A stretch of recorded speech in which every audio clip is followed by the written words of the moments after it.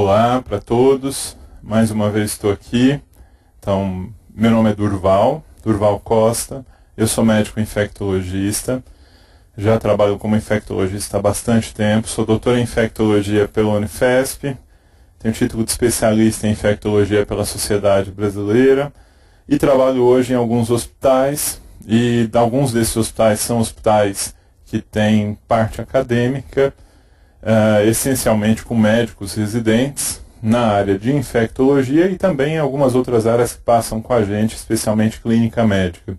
Então trabalho hoje no Hospital do Servidor Público Estadual, trabalho ainda no Hospital Heliópolis. Se algum de vocês passar por lá ou for fazer residência com a gente, provavelmente me encontrará lá pelos corredores ou mesmo na infectologia de lá.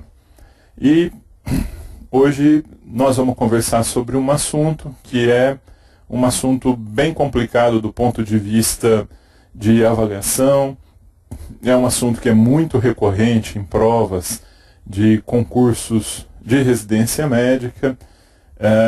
As provas elas têm se especializado em algumas áreas que às vezes são muito ingratas, porque eles cobram do médico, da pessoa que está prestando aquela prova, eles cobram coisas que exigem que tenham algumas partes de decoreba dentro da sepse, e que é muito ruim do ponto de vista de estudo, porque dentro da infectologia nós temos muitas coisas para serem vistas, mas não existe só isso para poder ser visto.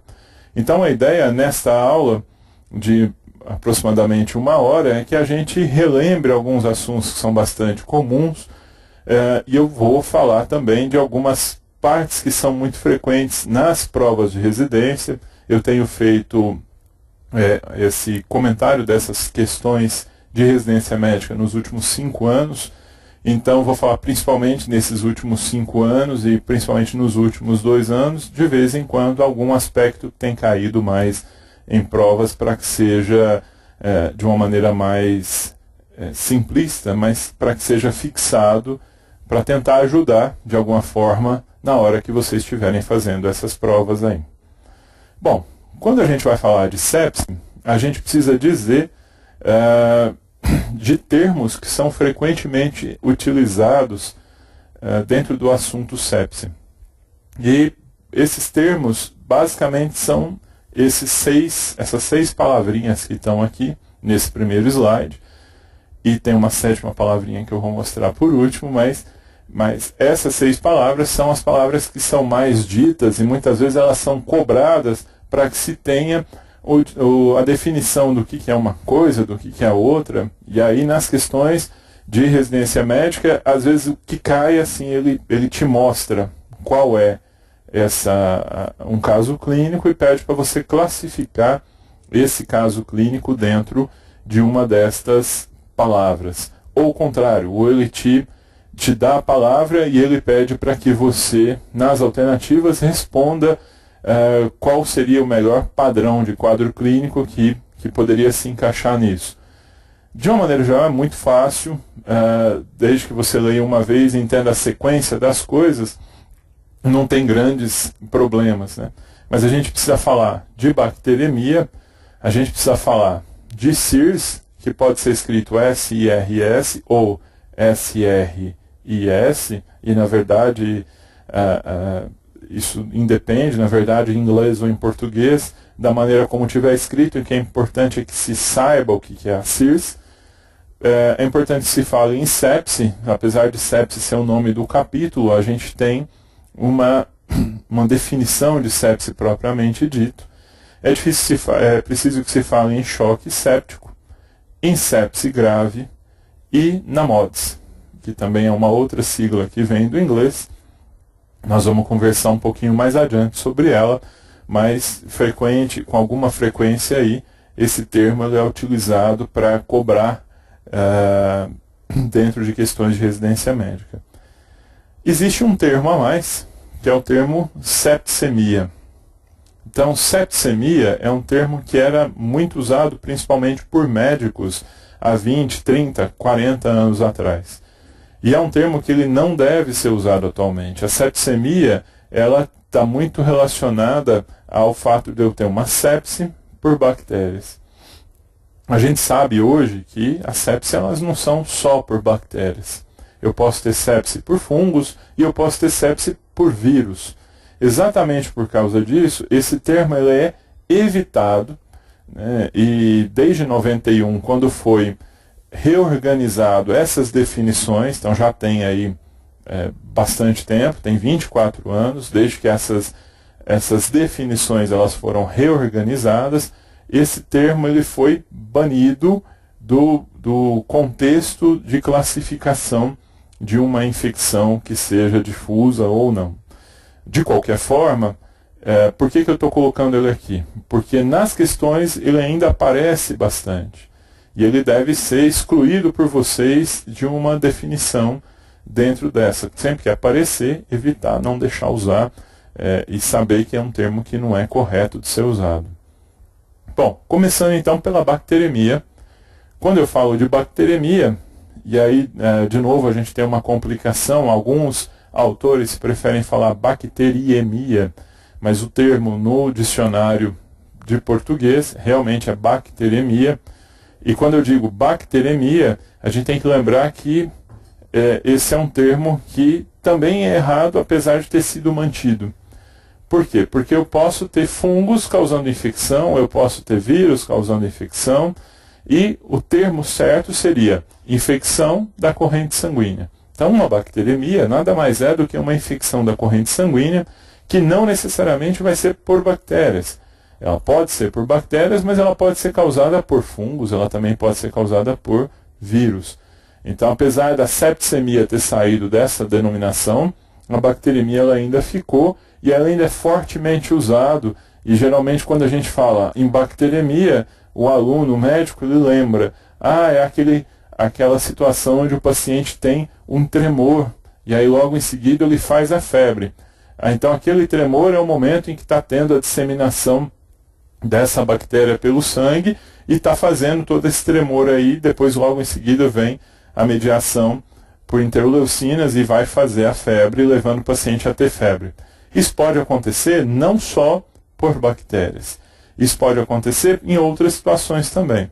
Então, em geral, o que a gente tem, eu coloquei aqui num esqueminha bem básico para a gente poder tentar ver, é que o paciente, através de cavidade oral, intestino, bacteriúrias assintomáticas, que são bactérias que estão presentes na urina em pacientes que cronicamente são colonizados, ou de via aérea superior, esse micro-organismo, essa bactéria, esse vírus ou esse fungo, ele acaba invadindo a corrente sanguínea e aí ele causa, no momento da invasão, por um mecanismo imune, ele causa febre, hipotermia ou febre, né? E ele causa calafrios. Em geral, quando a gente fala de bacteremias, quando a gente fala de infecção de corrente sanguínea, a gente precisa lembrar que nem sempre vai acontecer febre, hipotermia e calafrios. Então, exatamente por isso, eu tenho 3 caminhos que podem acontecer no momento desta infecção de corrente sanguínea. Eu posso ter a resolução espontânea, sem nenhuma medicação. Eu posso ter uma infecção localizada em uma parte do corpo, e aí tem o sistema nervoso central, pulmão, uma endocardite ou qualquer outro lugar. E eu posso ter, a partir desta mesma infecção de corrente sanguínea, uma infecção generalizada. Acontece que alguns pacientes não chegam nem a ter febre, hipotermia e calafrios. Se a gente for parar para pensar, a gente tem, principalmente as mucosas do corpo, invadidas várias vezes por dia, sem que eu tenha uma infecção de corrente sanguínea. Que é um exemplo simples, na hora que a gente vai escovar os dentes, o simples fato de escovar os dentes fere a mucosa da cavidade oral e faz com que, naquele momento de eu escovar os dentes, eu injete na circulação sanguínea uma quantidade de bactérias que estão ali na boca, colonizando a boca, de 100 a 1000 vezes maior do que normalmente ela teria. Só que mesmo eu fazendo isso 4, 5 vezes por dia, cada vez que eu escovo os dentes, eu não vou ter uma infecção de corrente sanguínea. Por quê? Porque o corpo consegue se defender, principalmente através dos macrófagos iniciais, e ele produz as citocinas, e só quantidades voluptuosas, quantidades muito grandes é que causariam infecções mais com risco de ter febre, ou hipotermia, ou calafrios. Da mesma maneira, pensando naquele paciente da bacteriúria assintomática, ou seja, é aquele vozinho que tem hiperplasia de próstata e que por causa disso ele tem colonização do trato urinário por uma Escherichia coli. Esse vozinho, a Escherichia está morando ali frequentemente e não é porque ela mora naquela região que ela está causando infecção. Mas frequentemente acontece um aumento da quantidade de bactérias e algumas delas conseguem penetrar a mucosa, cair na corrente sanguínea e frequentemente o corpo as defende. No caso de uma situação dessas, eu tenho um outro mecanismo, que é o biofilme, onde quando eu tenho uma quantidade de bactérias maior, elas vão, de uma maneira mais efetiva, invadir essa mucosa numa quantidade mais voluptuosa, mais engrandecida de bactérias, e ela vai fazer com que o corpo não consiga resolver aquilo sem produzir uma resposta inflamatória muito grande. Daí vai vir os sintomas. O paciente vai fazer tremores, ele vai fazer febre, ou ele vai fazer hipotermia. Mesmo assim, mesmo com os tremores, febre ou hipotermia, o corpo pode conseguir resolver isso sem que eu tenha uma infecção difusa. Pode acontecer que não resolva e eu faça uma infecção localizada. Ou pode acontecer que eu não resolva e eu faça uma infecção cuja quantidade de invasores foi tão grande que ela vai para todo o organismo e faz uma infecção generalizada. Então tudo isso depende da quantidade de bactérias que é injetada, depende do foco-alvo e depende ainda do paciente. Porque se é um paciente que tem uma capacidade de se defender menor, é o caso de um idoso, é um caso de uma criança, é um caso de um paciente que está numa UTI há 20 dias, este paciente vai ter uma chance maior de ter uma infecção generalizada. Se é um paciente que tem uma lesão cardíaca por uma válvula mitral, por exemplo, que faz com que sempre que o coração tem ali, ele tem um prolapso e faz com que o fluxo de sangue mude, quando eu tenho uma quantidade grande de bactérias que caem na corrente sanguínea, essas bactérias elas vão se instalar mais facilmente nesta válvula que tem a lesão e vai ter uma chance maior de ter uma endocardite por causa disso. Então, esse mecanismo ele depende do hospedeiro, ele depende da quantidade de bactérias injetadas e ele depende de sítios diferentes no corpo que talvez sejam mais propícios para receber essas bactérias. Bom, então, voltando na história, a bacteremia ela deveria ser dita como uma infecção de corrente sanguínea e ela nada mais é do que a invasão deste micro-organismo no organismo. A síndrome da resposta inflamatória sistêmica, SIRS ou SRIS, que é o termo que se usa em inglês, ela já é uma síndrome que ela vai ter que envolver mediadores inflamatórios. Então, vocês me desculpem, aquele aluno que não gosta de imunologia, infelizmente, à medida que foi se estudando a sepse, foi se descobrindo que é tudo imunomediado. Então, todas as reações que a gente tem, elas são diretamente dependentes de resposta inflamatória e imunomediada. Então, nós vamos precisar falar muito de mediador inflamatório, nós vamos precisar falar muito de mecanismos que produzem febre, que produzem calafrios, para poder esclarecer um pouquinho, para poder melhorar um pouquinho. Eu espero que não fique muito chato, mas ainda vou falar nisso algumas vezes.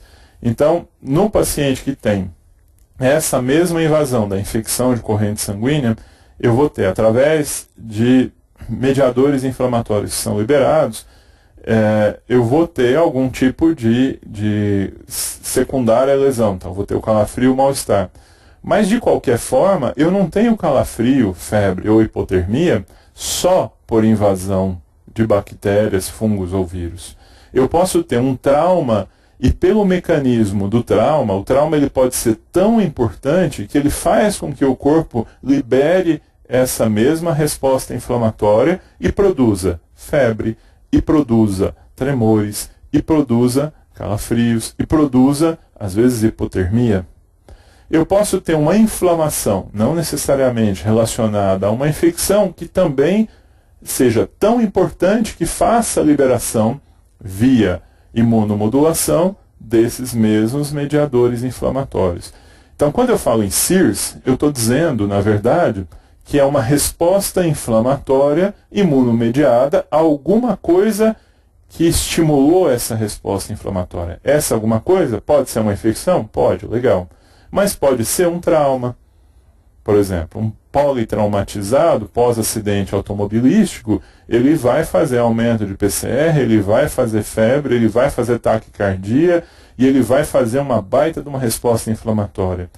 Posso ter uma queimadura extensa fazendo esse mesmo mecanismo, posso ter uma pancreatite, que é um processo inflamatório, não necessariamente infeccioso, posso ter uma pancreatite crônica que está ativando e fazendo com que o paciente faça uma grande resposta inflamatória em todo o corpo e simule uma infecção ou simule calafrios. Então, nem toda bacteremia, nem todo tremor, ele é causado por bactérias. Nem todo tremor, ele é causado por infecção de corrente sanguínea. Daí, quando eu falo em SIRS, eu tenho que lembrar que eu posso ter tremores com uma resposta inflamatória sistêmica. Isso leva a uma síndrome, que é a síndrome da resposta inflamatória sistêmica, que é a SIRS.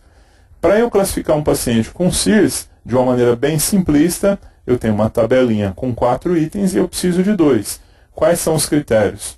Então, um dos critérios é que eu tenha ou febre ou hipotermia. Então, temperatura acima de 38 ou abaixo de 36. Eu preciso ter uma frequência cardíaca acima de 90. E aqui eu preciso lembrar de uma outra coisa. Eu tenho que tomar cuidado, porque às vezes eu falo assim, o paciente está taquicárdico, ele está com SIRS ou com sepse. Então o conceito de taquicardia qual é? Frequência cardíaca acima de 100. E eu preciso lembrar que numa SIRS eu não preciso ter frequência cardíaca acima de 100. A frequência cardíaca acima de 90 ela já é um critério para eu poder classificar um paciente com SIRS. Então eu não preciso ter necessariamente taquicardia 120 de frequência cardíaca para poder dizer que esse paciente está com um critério de SIRS. Basta ter mais do que 90. Da mesma maneira, eu preciso ter uma frequência respiratória acima de 20 incursões por minuto ou uma pressão de gás carbônico abaixo de 32, o que indica que ele está hiperventilando, ou necessidade de ventilação mecânica, ainda que eu não consiga avaliar essa PaCO2 ou essa frequência respiratória acima de 20. Então, o paciente necessitou de ventilação mecânica por insuficiência respiratória, então não é por rebaixamento. Por insuficiência respiratória, isso já entra como um critério para SIRS. E além disso, eu tenho a contagem, a leucometria, e eu espero encontrar mais do que 12 mil leucócitos ou menos do que 4 mil. Daí eu preciso lembrar que não é só leucocitose, também é leucopenia. E por que a leucopenia ela entra? Porque muitas das infecções, antes de fazer leucocitose, elas fazem leucopenia. Então a gente precisa lembrar que, por exemplo, infecções por bacilos gram-negativos na barriga, na maioria das vezes elas fazem leucopenia com desvios.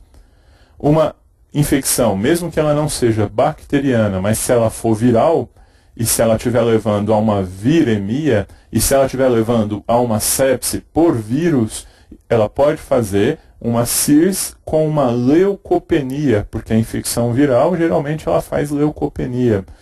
Então não preciso ter leucocitose para eu dizer que isso é SIRS. Eu posso ter leucopenia, desde, claro, não exista outra causa para leucopenia. Se eu estou falando de um paciente neutropênico por quimioterapia, esse paciente ele não entra num critério de SIRS por leucopenia.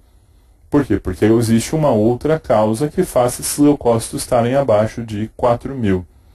E é muito interessante que presença de mais de 10% de formas imaturas de neutrófilos também são um indicativo de que eu tenho ali um processo inflamatório importante. O que é forma imatura?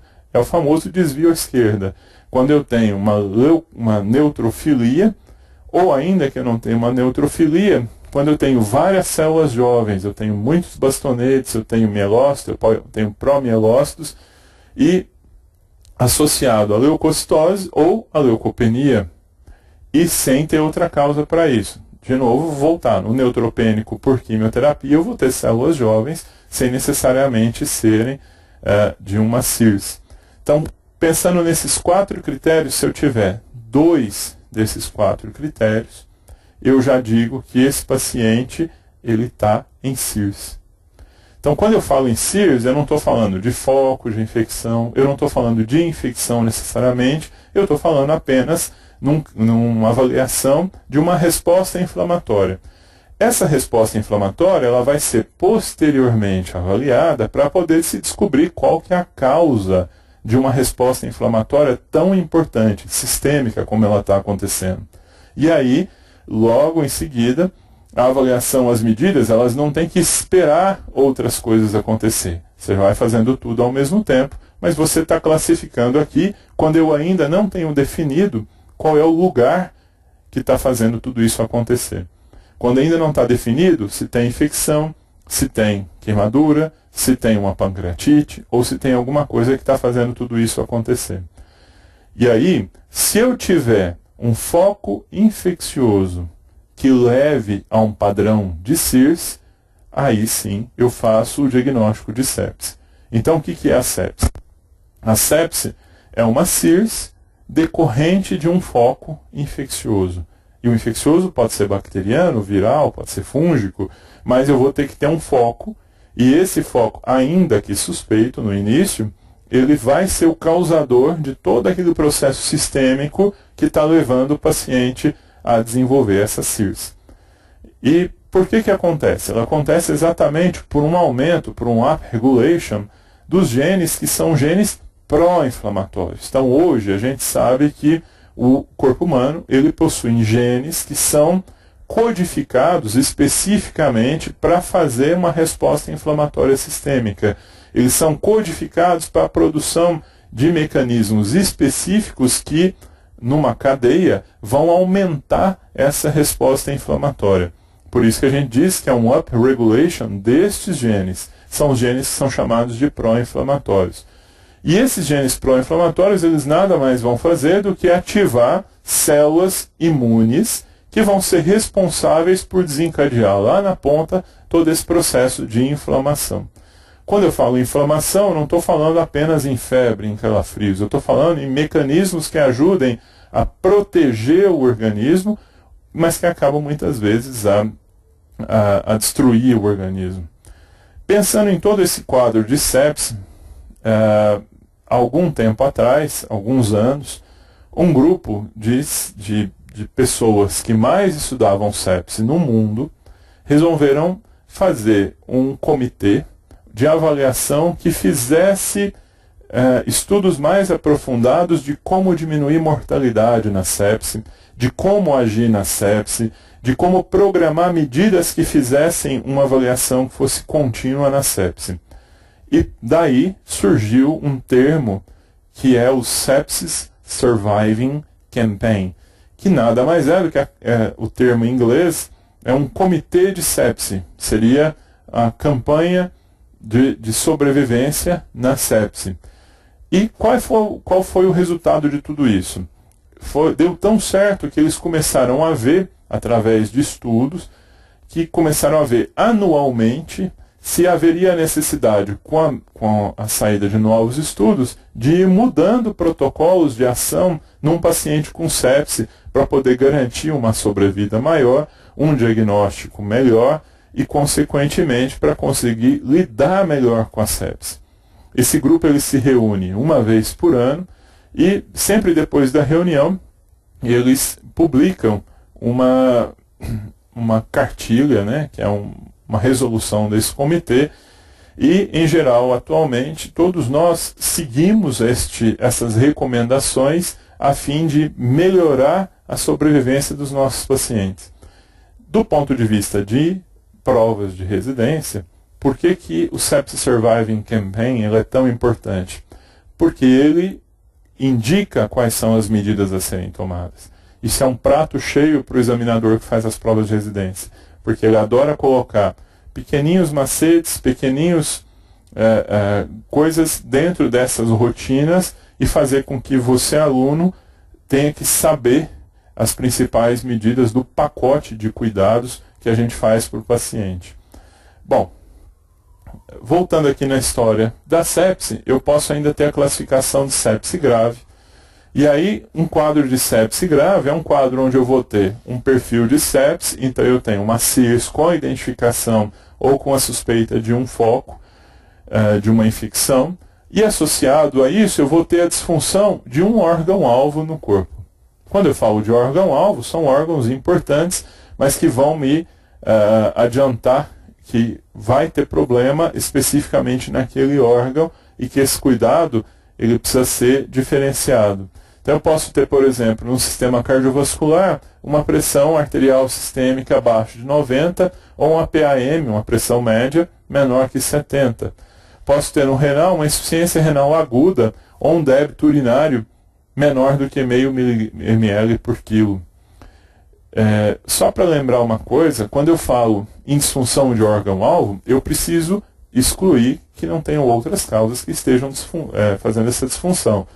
Então eu não posso falar que é uma sepse grave porque o paciente está evoluindo com insuficiência renal aguda se o paciente já era uma insuficiência renal aguda prévia por algum motivo ou já era uma insuficiência renal crônica e não agudizou. Então eu preciso ter certeza de que o motivo dessa agudização da função renal é mesmo uma infecção associada, um quadro de sepse. Da mesma maneira, eu posso ter hipoxemia ou uma relação PaO2-FiO2 menor que 300, posso ter uma disfunção hepática, posso ter uma deteriorização aguda do estado mental, com delírio, com confusão mental, posso ter alteração de plaquetas, e a gente vai ver um pouquinho mais para frente que nos mecanismos inflamatórios, o corpo ele fica meio confuso no que fazer, se ele faz coagulação, se ele faz sangramento, se ele deixa o endotélio mais forte, se ele deixa o endotélio mais fraco, e isso faz com que eu tenha alteração na parte de plaquetas, isso faz com que eu tenha alteração na coagulação, na cascata da coagulação, ou se eu tenho às vezes uma acidose metabólica importante na parte metabólica. Então não é difícil eu fazer diagnóstico de sepse grave.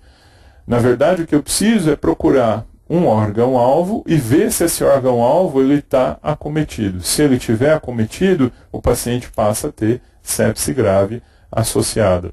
Quando eu falo em sepse grave, nas questões o que a gente mais vê é hipotensão e insuficiência renal, como coisas que são citadas para poder te chamar a atenção de que aquilo é uma sepse grave na hora de eu classificar. Bom, o Sepsis Surviving Campaign ele tem uma medida de classificação dos critérios da sepse. O que ele fez? Ele pegou aqueles mesmos critérios de SIRS e ele ampliou os critérios de SIRS para alguma coisa um pouco mais aprofundada. Só que quando ele fez isso, ele acabou juntando as duas classificações de sepse e de sepse grave dentro de um único perfil de critério de sepse. Então, se eventualmente vierem perguntar de critérios de classificação de sepse pelo Sepsis Surviving Campaign, você tem que lembrar que aí ele junta as duas coisas, conforme eu vou mostrar aqui na frente. Então, primeiro, as variações gerais, elas são muito semelhantes às variações que já existiam naqueles 4 critérios iniciais da SIRS que a gente falou. Então, é febre ou hipotermia, ritmo cardíaco acima de 90, ou mais de 2 vezes o valor normal para a idade, porque às vezes a pessoa tem 50 de frequência e está com 110, ou já tem 110 por se tratar de uma criança e chega a 160, 170, então essa avaliação é muito criteriosa. Taquipneia, estado mental alterado, edema significante ou balanço hídrico positivo, E hiperglicemia, lembrando que hiperglicemia é classificado como uma glicose plasmática acima de 140, quando o paciente não é diabético. Essas alterações são as alterações gerais.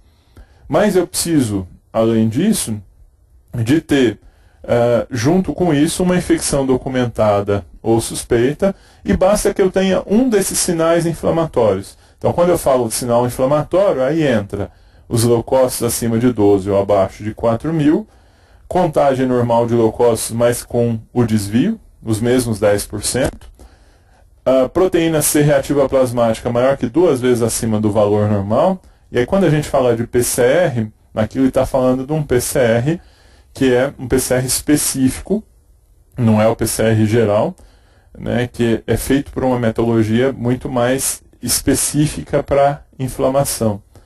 E a própria citonina, que é um outro marcador de inflamação, mais que 2 vezes acima do valor normal. Então, se você for olhar esse primeiro quadro, ele é muito semelhante àqueles 4 critérios que a gente discutiu na hora que a gente falou que precisava de 2 para CIRS. Porque ele fala da mesma maneira da febre, ele fala da mesma maneira do ritmo cardíaco, ele fala dos leucócitos, da mesma forma que antes, só que ele acrescentou alterações gerais, como alteração de estado mental, como alteração de diurese, e isso faz com que ele fique mais amplo em relação ao outro. Do ponto de vista geral, aquela classificação inicial, daqueles 4 pontos que a gente fala de CIRS, associado a um foco infeccioso, ela é suficiente para fazer diagnóstico de sepsis. Isso aqui só é mais elaborado. E aí o Sepsis Surviving Campaign, ele continua nesta avaliação, e aqui ele começa a incluir coisas que a gente falaria que seriam de uma sepse grave. Variações hemodinâmicas, então hipotensão arterial, pressão arterial menor que 90, arterial média menor que 70, ou queda na pressão arterial maior que 40 em adultos. Isso aqui, para vocês terem uma ideia, é aquela mesma classificação que a gente colocava de disfunção do sistema cardiovascular na sepse grave. Variações de disfunção orgânica, aí ele põe a hipoxemia, é o mesmo critério que a gente tinha colocado antes na parte da alteração de função pulmonar, oligúria, e aí de novo alteração de função renal, aumento de creatinina, que entra aqui também, anormalidades de coagulação, ausência de ruídos hidroaéreos, o que indica um sinal de gravidade no abdômen, porque eu tenho um hilo paralítico por algum motivo, um dos motivos pode ser a sepse, trombocitopenia ou hiperbilirrubinemia. E além disso, variação de perfusão cutânea, hiperlactemia, maior do que 1 milimol por litro, ou capilaridade diminuída. Então o que ele fez? Ele pegou nesta segunda parte critérios que a gente antes usava para sepse grave e incluiu dentro dos critérios de sepse. Por quê? Porque para o Sepsis Surviving Campaign, o que é mais importante é que você use quanto mais características puder para não deixar passar um caso de sepse. Em geral, quando a gente usa só aqueles 4 critérios que eram os da CIRS, a gente faz uma avaliação geral do paciente, mas eu preciso ter um daqueles fatores. Às vezes, a primeira coisa que vai aparecer vai ser uma hipoperfusão, vai ser uma perfusão periférica diminuída. Isso entra como critério aqui já. Então, estes critérios do Sepsis Surviving, o que eles fazem, na verdade, é ampliar um pouco mais o espectro de características que podem fazer o diagnóstico de sepse. Entretanto, tudo isso é diferente de um choque séptico. Quando eu falo de um choque séptico, aí eu tenho uma sepse, onde eu faço a tentativa de expansão, de melhora dessa sepse com volume, mas eu não vou ter resposta. Então, uma sepse sem resposta a volume e que, consequentemente, exija a necessidade de droga vasoativa, ela passa a ser classificada como choque séptico. Então, o que é o choque séptico? Ele nada mais é do que uma sepse grave que não melhorou com hidratação, que não melhorou com reposição volêmica e que, apesar de ter feito a reposição volêmica adequadamente, eu precisei de uma droga para manter nível de pressão, para manter nível de frequência cardíaca e para evitar o óbito do paciente. Bom, dentro do choque séptico a gente tem uma última situação, que é o MODS, que é a Multiple Organ Dysfunction Syndrome, que nada mais é do que a disfunção múltipla de órgãos, ou a síndrome de disfunção múltipla de órgãos, que é a disfunção completa, total, de pelo menos 2 órgãos-alvo. Então, se eu tenho um paciente que evolui para choque séptico, e do choque séptico ele tem mais de quer dizer, pelo menos 2 órgãos-alvos que pararam completamente de funcionar, esse paciente provavelmente vai morrer. E aí a gente diz que ele está sofrendo uma síndrome de disfunção múltipla dos órgãos. Existia um termo muito que gostava de ser usado em atestado de óbito, que é errado, esse é um termo que não deve ser usado em atestado de óbito, não como a causa final necessariamente, mas ainda assim ele é usado em algumas situações que se fala, ele morreu de falência múltipla de órgãos. Que, na verdade, no ponto de vista direto, nada seria mais do que uma síndrome de disfunção de órgãos múltiplas, mas que qualquer paciente que vai morrer, no final da vida, ele vai ter uma disfunção múltipla de órgãos. Então, aqui, esse paciente pode ou não morrer. A chance dele ir a óbito é grande, mas ele pode ainda reverter, mesmo tendo uma MODS, mesmo tendo uma síndrome de disfunção múltipla de órgãos. Então, essa avaliação aqui, ela é mais ou menos simplista, tentando explicar tudo o que a gente conversou até agora. Então, existe uma sequência de coisas que acabam acontecendo. Então, primeiro, o micro-organismo, ou bactéria, ou fungo, ou vírus, eles fazem a bacteremia, que é a infecção de corrente sanguínea, que pode ficar localizada ou pode evoluir para uma infecção geral com uma CIRS. Geralmente, essa bacteremia ela acaba levando a um padrão de CIRS. Daí, essa CIRS, se ela tiver localização do sítio de infecção, a gente fala que ela é uma sepse. Então, vamos lembrar aquele critério simplista. Localização de sítio de infecção, mais 2 ou mais dos achados abaixo. Temperatura acima de 38, frequência cardíaca acima de 90, frequência respiratória maior do que 20, ou necessidade de ventilação mecânica, ou PaCO2 menor que 32, indicando hiperventilação, ou leucócito acima de 12 ou menor do que 4.000. Então, voltando na maneira simplista, esses 4 itens eles me ajudam já a dizer o que está acontecendo. E aí, se eu tenho isso daqui, mais uma localização de sítio, eu estou falando de uma sepse. Acontece que eu posso falar de uma sepse grave, quando eu tenho uma sepse mais uma disfunção de pelo menos um dos órgãos-alvos. Então, se eu tenho um dos órgãos-alvos já com disfunção, num quadro de sepse, já passa a ser chamada sepse grave. Que aí entram todos aqueles critérios que a gente já falou de órgão a órgão.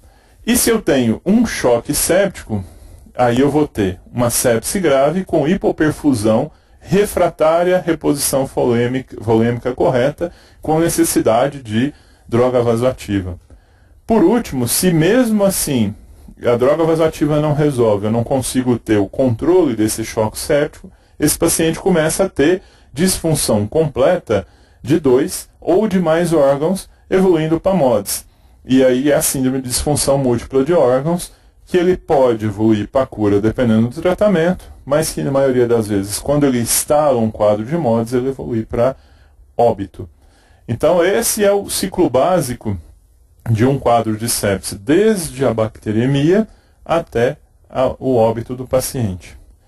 Bom, e a fisiopatologia disso tudo? Para não ficar chato demais, nós vamos falar de uma mais simples de 3 pontos.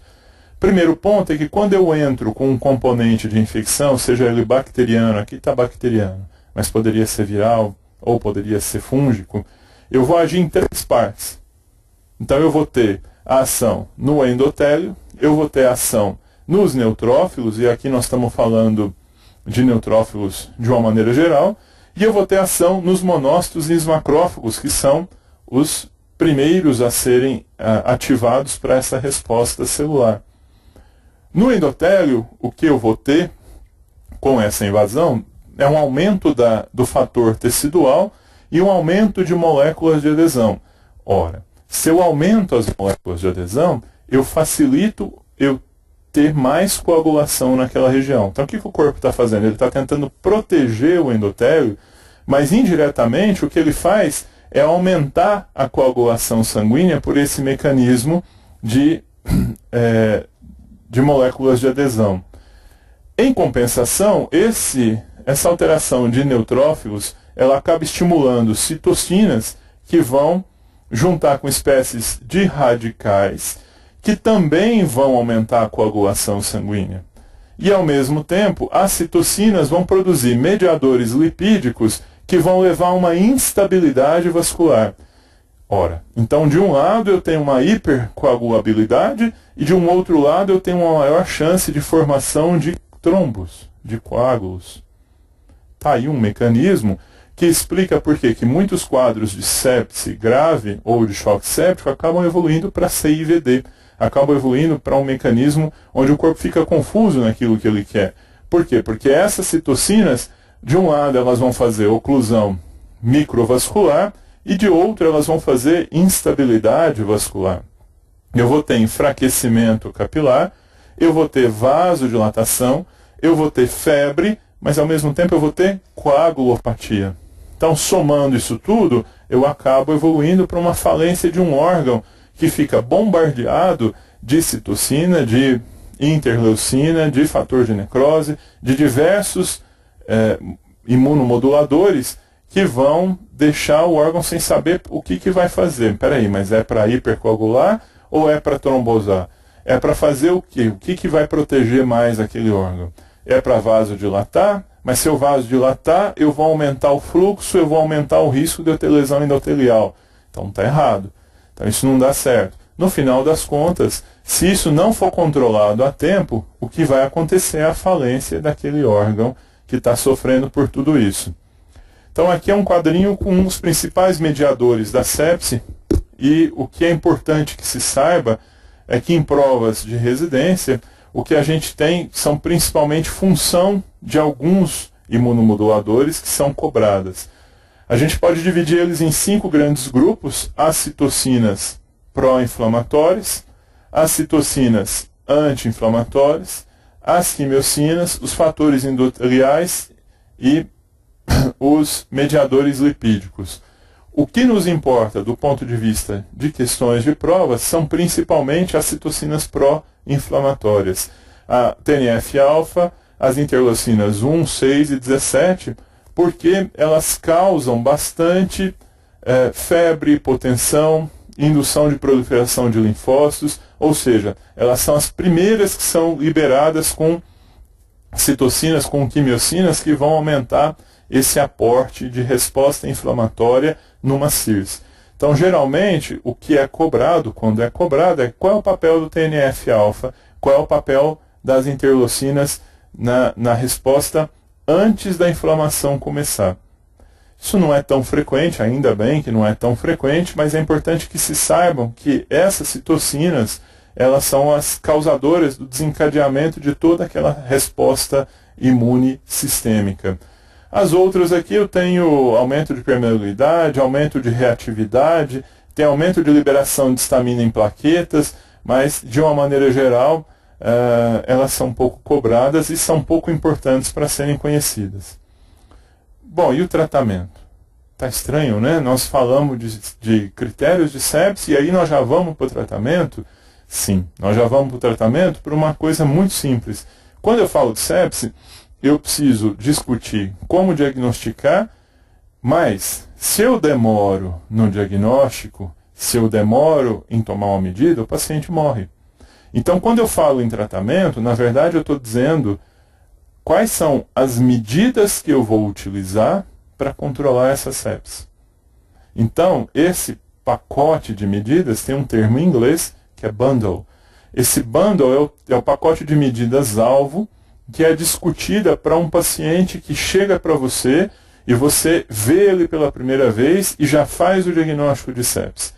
Então é muito importante, e isso cai bastante em prova de residência, é muito importante que você saiba quais são as medidas que a gente tem que fazer nesse pacote de ressuscitação para eu evitar que o paciente tenha complicações pela sepse. Daí, eu volto no Sepsis Surviving Campaign. Por quê?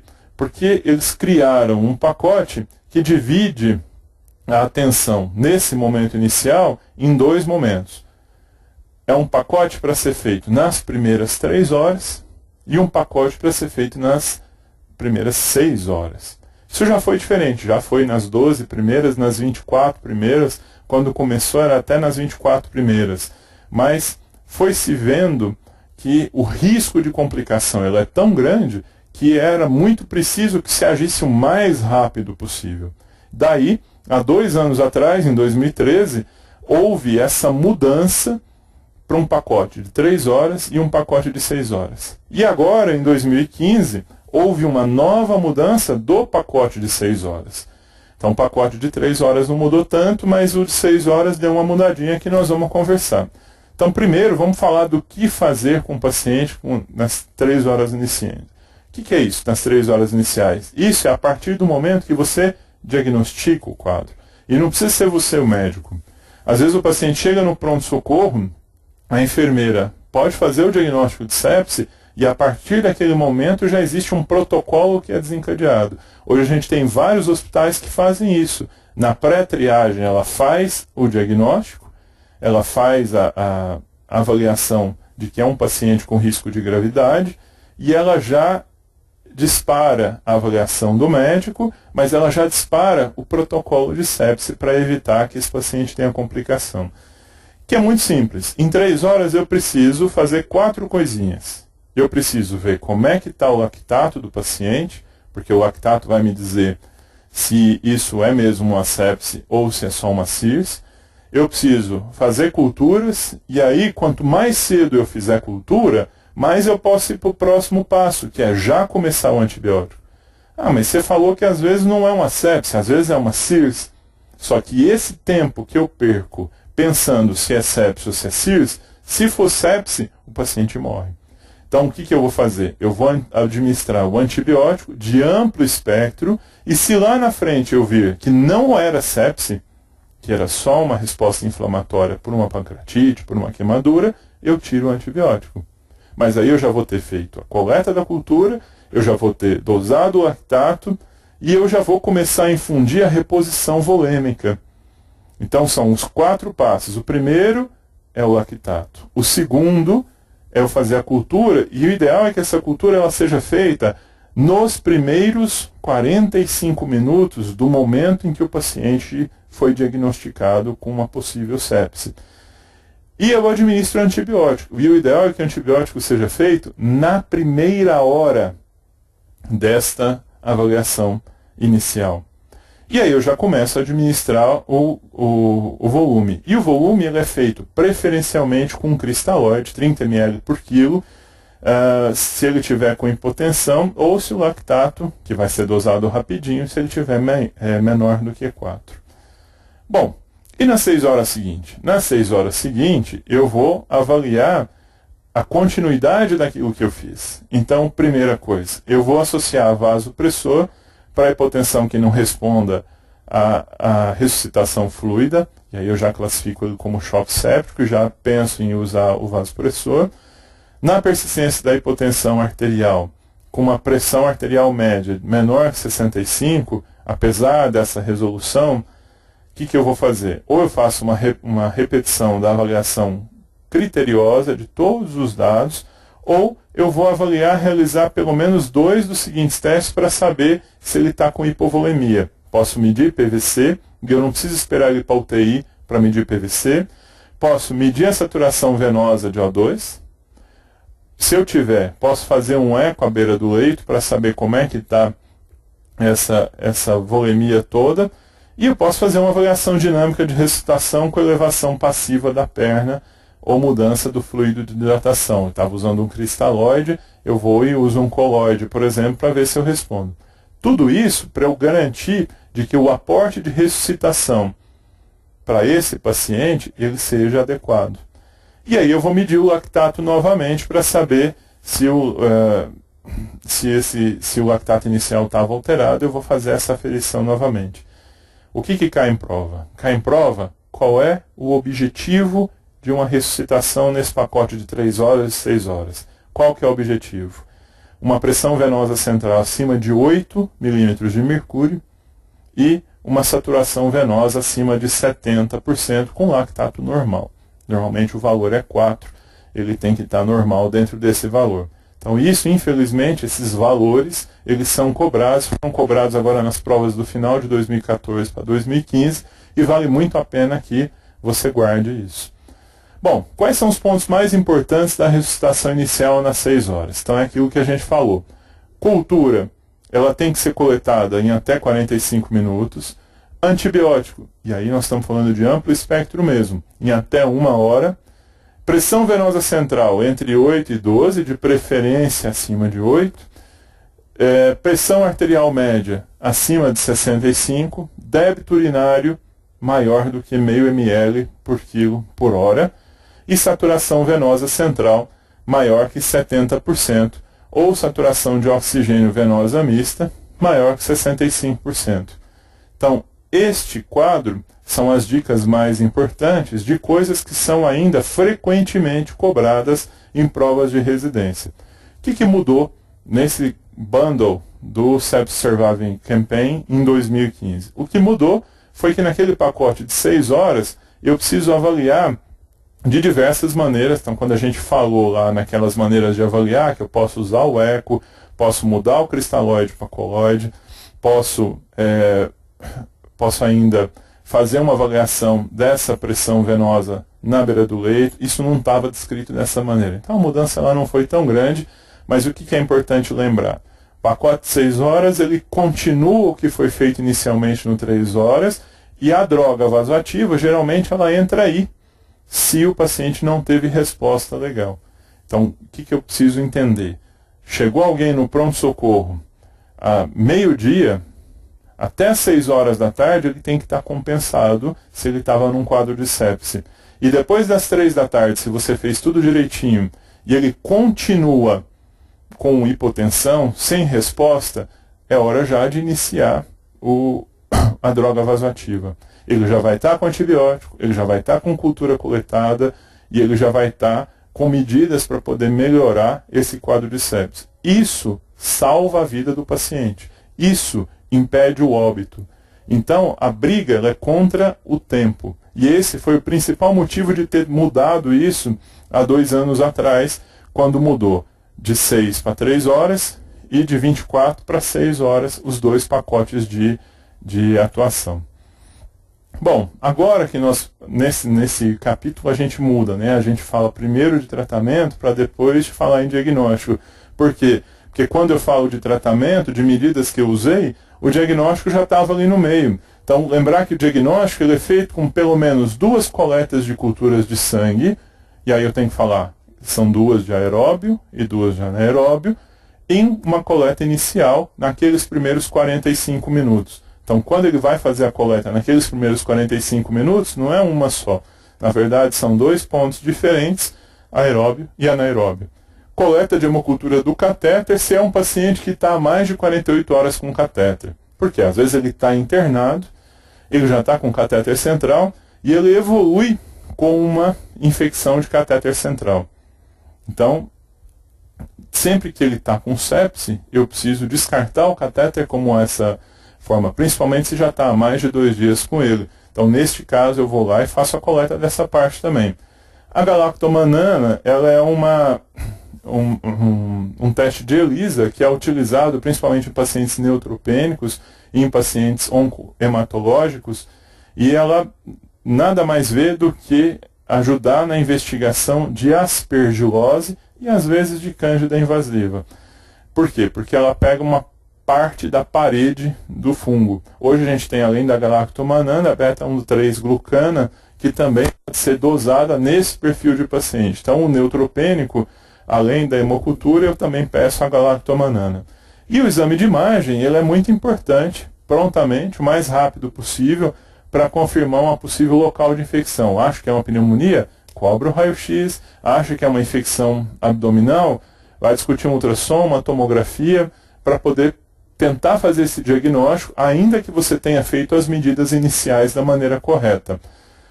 Controle do foco é importantíssimo. Então, controle do foco da infecção em até 12 horas, se você confirmar a sepse.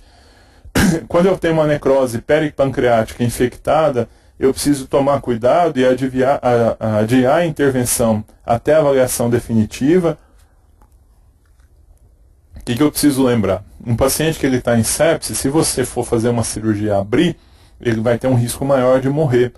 Então, um paciente com necrose peripancreática, se eu tenho infecção, ele vai precisar de uma intervenção cirúrgica, mas a primeira coisa que eu vou fazer é entrar com antibiótico na hora certa, controlar a pressão, controlar o lactato e aí programar em seguinte a intervenção cirúrgica. Da mesma maneira, cirurgias que precisem drenar abscessos. A gente sabe que uma infecção ela não é tratada se tiver um abscesso, porque o antibiótico não chega até ali.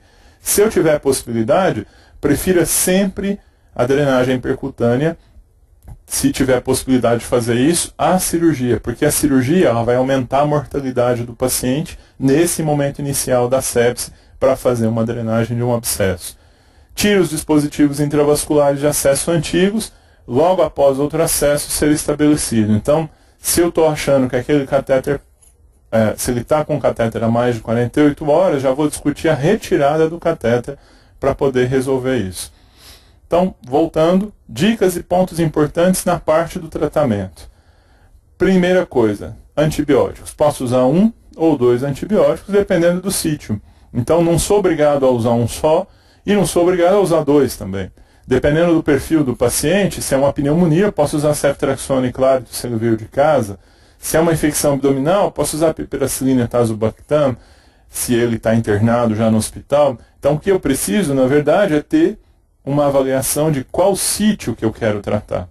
A terapia ela vai ser de 7 a 10 dias. Os cristalóides eles são preferenciais aos coloides. Isso também já foi muita questão de prova. Será que é melhor dar isocel? Será que é melhor dar coloide do que eu fazer soro fisiológico? Não. Cristalóide é o fluido preferido. Noradrenalina ela é preferida em relação à dopamina.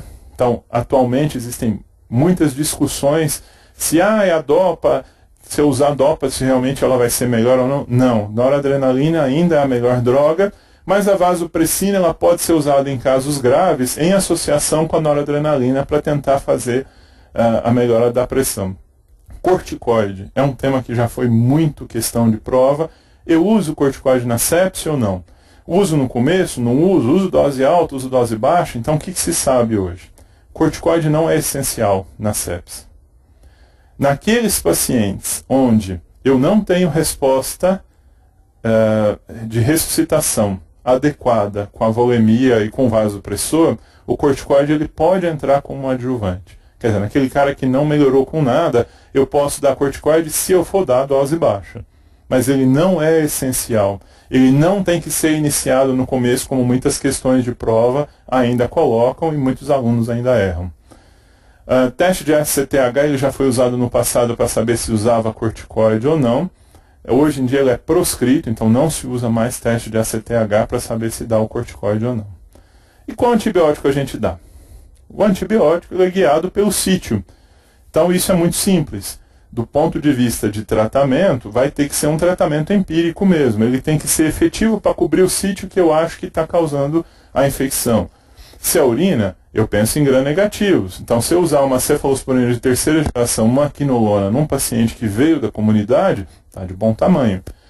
Se eu estou pensando em pega, eu tenho que cobrir gram-positivo, estáfilo, estrepto.